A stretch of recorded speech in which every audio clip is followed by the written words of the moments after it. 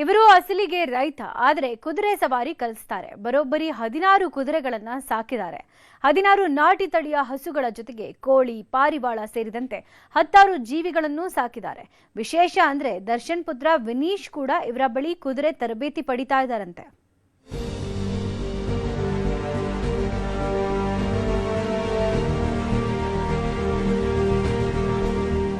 ಬೇಸಿಗೆಯ ತಾಪ ಚಿಕ್ಕಬಳ್ಳಾಪುರದಲ್ಲಿ ಕೆರೆಕುಂಟೆಗಳು ಬತ್ತಿ ಹೋಗುವಂತೆ ಮಾಡಿದೆ.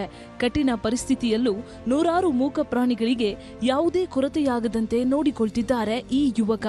16 ವರ್ಷಗಳಿಂದ ಪ್ರಾಣಿ ಸಾಕಾಣಿಕೆಯನ್ನ ಮಾಡುತ್ತಿರುವ ಗೌತಮ್ 16 ಕುದುರೆ, 16 ನಾಟಿ ಹಸುಗಳನ್ನ ಸಾಕಿದ್ದಾರೆ.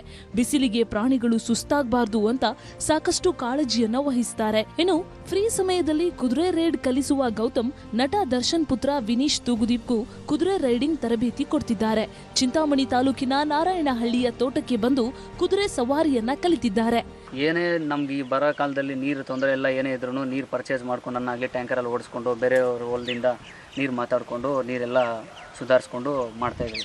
ನಾವು ಮೊದಲಿಂದ ನಮ್ಮ ಹಳಬರಿಂದ ನಮ್ದು ಇದೇ ವೃತ್ತಿ ಆಗಿರೋದ್ರಿಂದ ನೀರಿಗೆ ಏನೇ ಅಭಾವ ಇದ್ರೂ ಇದನ್ನು ನಾವು ಇಟ್ಕೊಂಡಿದ್ರಿ ನೋಡ್ಕೊಳ್ಲೇಬೇಕು. ಏನೇ ಸಮಸ್ಯೆ ಇರಲಿ ಏನಿದ್ರೂ ನಾವೇ ನಿಂತು ನೋಡಬೇಕು. ನೀರಿಗೆ ಏನೇ ಸಮಸ್ಯೆ ಇದ್ರೂ ನಮ್ಮನ್ನು ನಂಬ್ಕೊಂಡಿರೋಂಥ ಪ್ರಾಣಿಗಳನ್ನ ನಾವು ಕೈ ಬಿಡೋಕ್ಕಾಗಲ್ಲ.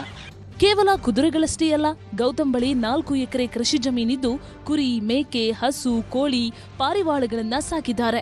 ಇವುಗಳ ಜೊತೆಗೆ ವಿವಿಧ ತಳಿಯ ಬೆಲೆ ಬಾಳುವ ಫೈಟರ್ ಕೋಳಿಗಳನ್ನ ಸಾಕ್ತಿದ್ದಾರೆ.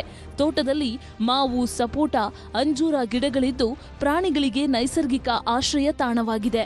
ಕುದುರೆ ಸವಾರಿ ಕಲಿಯಲು ರಾಜ್ಯದ ಮೂಲೆ ಮೂಲೆಗಳಿಂದ ಯುವಕ ಯುವತಿಯರು ಇಲ್ಲಿಗೆ ಬರ್ತಾರೆ.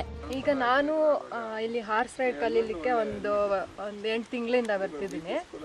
ನಾನು ನೋಡಿರೋ ಥರ ಅಣ್ಣನಿಗೆ ಪ್ರಾಣಿಗಳ ಮೇಲೆ ತುಂಬ ಪ್ರೀತಿ ಜಾಸ್ತಿನೇ ಇದೆ. ಅದರಲ್ಲೂ ಕುದುರೆಗಳ ಮೇಲಂತೂ ತುಂಬ ಪ್ರೀತಿ ಜಾಸ್ತಿ ಇದೆ.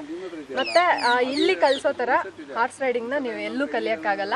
ನನಗೆ ಗೊತ್ತಿರೋ ಥರ ಅಣ್ಣ ತುಂಬಾ ಚೆನ್ನಾಗಿ ಹೇಳ್ಕೊಡ್ತಾರೆ.